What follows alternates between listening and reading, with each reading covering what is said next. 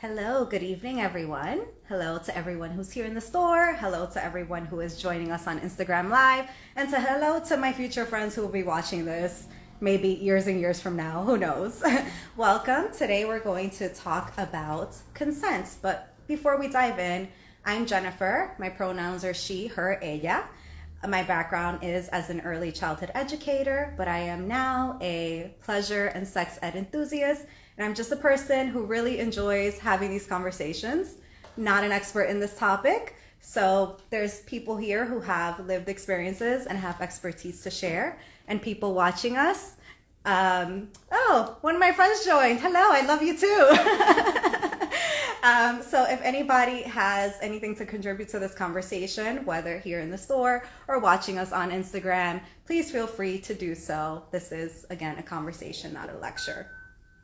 So, stay tuned for the discount. Yeah. Oh, thank you. Yes, I got this is a very important note. So, as a token of gratitude for joining us today, we will share a 10% off promo code that you can use to shop from today until Sunday midnight.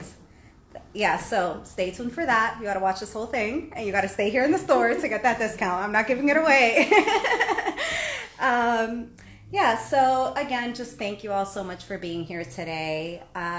Today, again, we're going to talk about consent. We're going to talk about what it is, why it's important, how to ask for consent, how to respond, because ultimately it is my belief that great playmates, I say playmates because I think sex is play, that great playmates are great communicators and people who are willing to improve their communication skills. So I want to start off by sharing the definition of consent from this book that I have here, Unfuck Your Boundaries by Faith G. Harper. And in this book, consent is defined as the informed voluntary permission given or agreement reached for an activity or exchange between two or more beings. And simply said, it's saying, hey, I'm interested in engaging with you in this way. Would you be into that too? And making sure that that's clear. So your desires and your needs are being expressed. You're checking in with that person if those needs and desires are aligned, and you're having a conversation to see what you both need in the interaction. And consent is foundational for all relationships. And I want to share a story. As a pre-K teacher, I've had to teach consent at an early age. I had a young student who loved giving hugs and really needed that physical input. But sometimes he would run into me and crash into me. And I'm not that tall. I'm very petite. So sometimes he could really knock me down. So I had to stop and say, hey, I really love hugs. But when you run into me and knock into my body like that, it doesn't feel good to me. So let's try this. When you want to give me a hug, you can say, can I give you a hug? And I can stop and I can prepare my body. And that way the hug will feel good to you and feel good to me. And then it took some practice, but slowly this child would start running towards me to give me a big hug. And I would just put my hand up and say, hey, remember, you need to ask. And the child would ask, can I give you a hug? Then I would get down on their level, open my arms, and then be able to give them a hug. And I share this example because consent education starts at an early age, and learning how to navigate sharing our bodies with other people and touching people, and that we can't just touch people without being invited to do so. So this translates into adulthood, and as folks are exploring their pleasure and sexuality and engaging with folks sexually. So transitioning to sexual consent in particular, it's an agreement to participate with someone in sexual activity. And it's important that you're honest with your partner, the partners, people you're engaging with, about what you want and what you don't want. And some considerations to take when you are trying to negotiate with somebody or figuring out if you want to engage with them is, are there any power dynamics at play here? Are there any power dynamics where this person who I may want to engage with, where they might feel obligated to say yes to me? Is there a power dynamic where this person feels like they can't say no? And being on the other end of that, if somebody is asking to engage with you, checking in and being like, do I feel comfortable saying yes or saying no to this person, or consenting to participate sexually with this person? because is there a power dynamic at play here that makes me feel like I'm not free to say yes or say no? So that's something to consider. And also just noting that a person who is unconscious cannot give consent. Consent needs to be clear, and folks under the age of 18 and in Illinois under the age of 17 cannot consent to sexual activity with older people. And that's important to note, that legally there are protections in place for people. And when thinking about engaging in activity, you may ask somebody to participate with you in some way, but at any time that person can change their mind. That person can change their mind at any time, even if you're both naked, even if you've played together before, even if you have an established relationship, even if you are in a long-term relationship. People can change their minds anytime about the activity that you are engaging with. And in order for consent to be helpful for you, for the person who is asking for consent, for the person to be receiving, it's important to be specific. So something like, can I kiss you, just means, can I kiss you? Can I kiss you does not mean, oh, can I kiss you? I'm asking to kiss you, and now I'm expecting that you're going to engage with me in other physical ways. No, you specifically asked that person for a kiss, that person consented to a kiss, and that is that. And then you can discuss if they want to go further by asking, by saying, hey, would you like to try something else? So being specific is important, and understanding that, again, just because somebody consented to one specific activity does not mean that the doors are open for all activities. And consenting to activities and asking for consent, it's really about respecting folks' personal boundaries and checking in. Multiple parties must agree every single time in order for sex to be consensual. Now, how do you ask somebody for what you want or what you want to engage? It's important to be clear, to be direct, and be honest. You can say things like, I would really like to, and you fill in the blank. How does that sound to you? Would you like to, fill in the blank? Is it okay with you if? Can I please? Do you want to? So asking somebody first, how does this sound to you?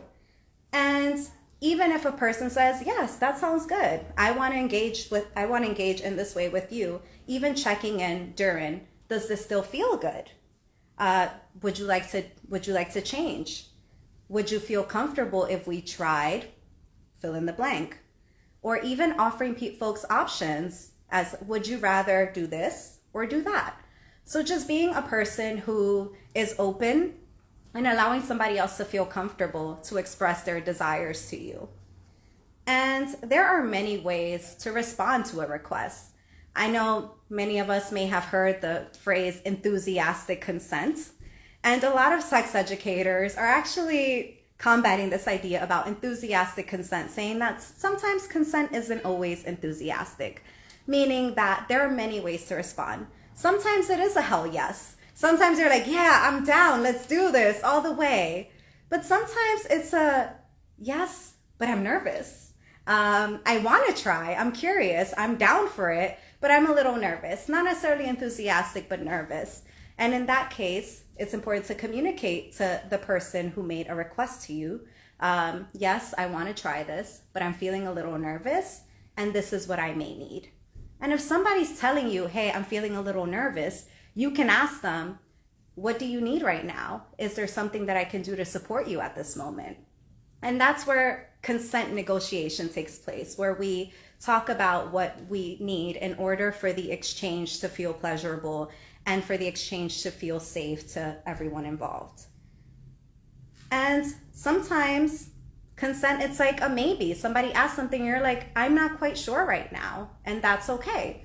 Sometimes it's a no, absolute no, or sometimes it's a no, not right now.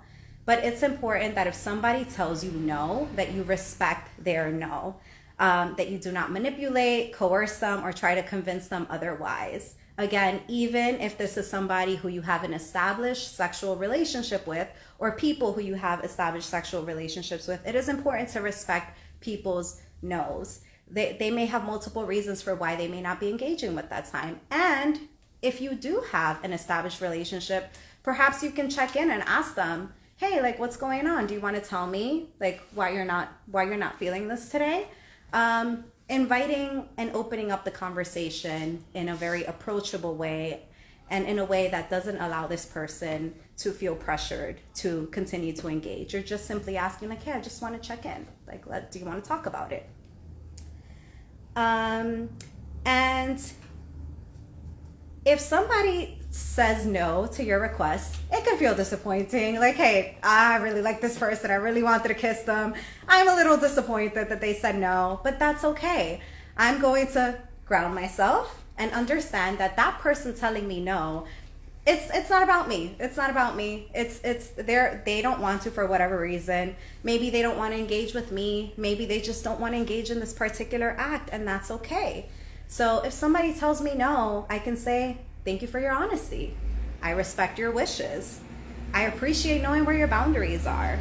And if it is somebody who you maybe have a relationship with already, maybe they want to try something different. So again, going back to checking in, when folks say no, it's like, would you like to try something else or something different? But again, there has to be a certain level of trust built with somebody in order for them to feel comfortable perhaps pivoting or asking for something else with you. But sometimes when we're playing with people, we want to just surrender and we want to explore. And for some folks, having somebody constantly checking in and asking, is this okay? Does this feel good? It might actually turn them off. So how can you make things sexy and agree beforehand so that during the act, maybe you don't have to do so many check-ins? So an idea that you can establish with folks that you want to play with beforehand is maybe something like green light, yellow light, red light, where you decide, you talk about your boundaries, you talk about what is absolutely off the table, and you talk about, then you say, you know what, I want to explore. Let's do kissing. Let's explore each other with our mouths.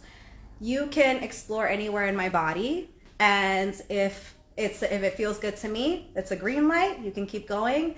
If I tell you yellow, it means I'm not sure. Red light is full stop, and it means that I don't want you there. So that's a way that it's like, you can still check in with somebody, you're having a conversation beforehand, and you're still leaving room for exploration. Because sometimes, like I said, it's not always a hell yes. You don't know if you're going to like something until you try it, but you still want to make sure that there is that you feel safe enough to play with this person.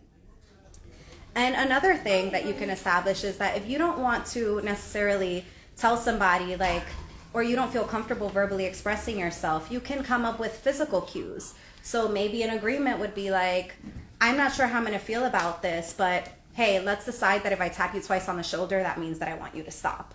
So coming up with physical cues that you can use beforehand to indicate when you've reached your no, or when you reach your max point, or when you want to stop, that can help to create just a better sense of connection as you go on. So, and definitely, I always say that having conversations whenever possible outside of playtime, if these are folks who you plan on playing with again. I mean, when you're just meeting somebody for the first time and you want to play with them, and you're never seeing them again, there isn't much room to have these conversations. But whenever possible, talking about sex outside of sex and talking about playtime outside of playtime can actually help make the experience a lot better, because you can feel more connected to this person. You can feel safer with this person or these people.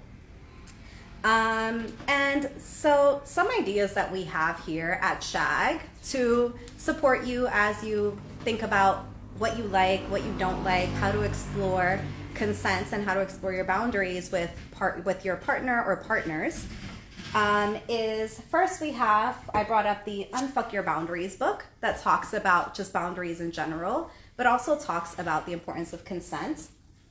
We have the Unfuck Your Intimacy workbook that helps you navigate just boundaries as well around intimacy, the things that you may be comfortable with or uncomfortable with. we have also the book The Ethical Slut, which is a book that's focused on non-monogamy, but there's a lot that folks can learn about how to have ethical conversations. And there are skills that anybody can learn regardless of your structures, your romantic or sexual structures. And we have, in addition to that, some card games. We have the Wonderlust Intimacy game that has like this really beautiful artwork on the other side. And this is a card game that can be used with new or established partners, including questions such as, kiss my neck the way you want to be kissed. Like sometimes like people like to show and not tell. Or do you prefer if I grab you more softly or firmly in bed? Getting to know how folks like to be touched. Another game that we have here is also the Rhythm in Tune game that can also be used as you're getting to know somebody that you may want to play with or with established partners. And which has like fun questions, but then also questions to connect with each other more as well, such as, this is actually just a fun one. If your vulva or penis had a name, what would it be? How would you describe its personality? And lastly is, some of y'all have probably seen sex dice, and probably some of us have already used them, but have you used them in a way where you're navigating consent? So you can use these and just say, may I? Roll the dice and see what happens. Can I? Roll the dice and you talk about it. Would you like to? Roll the dice, see what happens. This is a fun way to maybe like try with somebody that you're getting to know, or also again in established sexual relationships or partnerships. So those are just some fun things that we have here at SHAG for you. And again, as a thank you for joining us today, we will share a 10% off code. But before I share that, I just want to know if anybody has any questions or comments, anybody in the virtual world or anybody in real life world. If we have any questions or comments to add to the conversation. No pressure. It's okay if we don't. You want to talk a little bit about CNC? Huh? You want to talk a little bit about CNC, consensual non-consent? Oh, yes. Thank you for bringing that up. I actually meant to say that. Yes. So somebody here at the shop asked me if I want to talk a little bit about consensual non-consent. So consensual non-consent is a form of sex where people discuss beforehand. They discuss scenes that they might want to act that may be more aggressive, that may not look like consensual sex, but it is very much, they've decided what the boundaries are, what the scene is going to be. And even though the sex itself may be a little aggressive and may look like it's not consensual, these folks have already established and have decided on what the boundaries are. Is there anything else you wanted to add that I didn't say? Okay, amazing. Well, thank you so much for bringing that up. I so appreciate you. All right, anybody else in the online world have anything to say? All right, I see lots of waves. Hello, friends. Well, the moment has come to reveal the discount code. So the 10% off discount code is CONSENT24, CONSENT 24, and that'll get you 24. Wow, 10% off, not 24%. 10% off online, online and in store through Sunday midnight. So today's Thursday through Sunday midnight. And our next free mini workshop that we'll have in store, also on IG Live, will be on August 15th, and it's Bootylicious Boot Camp, and it'll be hosted by Lindsay. We know that there's a lot of stigma around anal pleasure, and on August 15th, we're going to talk about how to incorporate anal play regardless of your gender or regardless of your genitals, that anybody can enjoy anal play. So that'll be our next workshop coming up. Is there anything else that I missed? Yes, okay, so check out our website. Sam, the fabulous owner of SHAG, is here reminding me to plug in our website, weloveshag.com. And there you can also find our workshops that we do at the Moxie Hotel in Brooklyn. Those are ticketed workshops. And we do have one coming up in August on anal play, don't we? Mm-hmm. Yes, we do. We have with Carly S. With Carly S. I believe Instagram account Makeup and Sin. Mm-hmm. Yeah, so Carly is going to host a a more expensive, like a 2-hour workshop on anal play at the Moxie Hotel in Brooklyn. You can get your tickets at weloveshag.com. All right. Well, thank you all so much for joining us. Appreciate y'all who came here today, and appreciate all of you who are on IG Live. And hey, maybe you want to tell your partner or partners, like, hey, I just got this 10% off discount code at SHAG.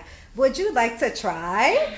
And hey, come on over and see if you find some goodies for you to try together. All right, everyone. Thank you. Bye.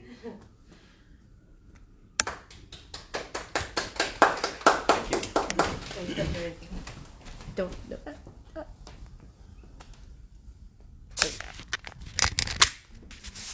There's Sam. Wait, is it still recording? Did you shut it off? Yeah, it's still recording. Oh, yeah. shut it off. But I couldn't find the.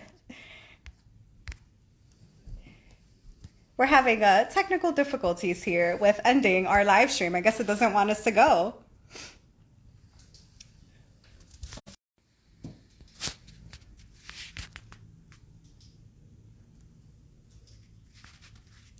Where did the button go at the bottom? I don't. Yeah, it completely disappeared. Oh, there it is.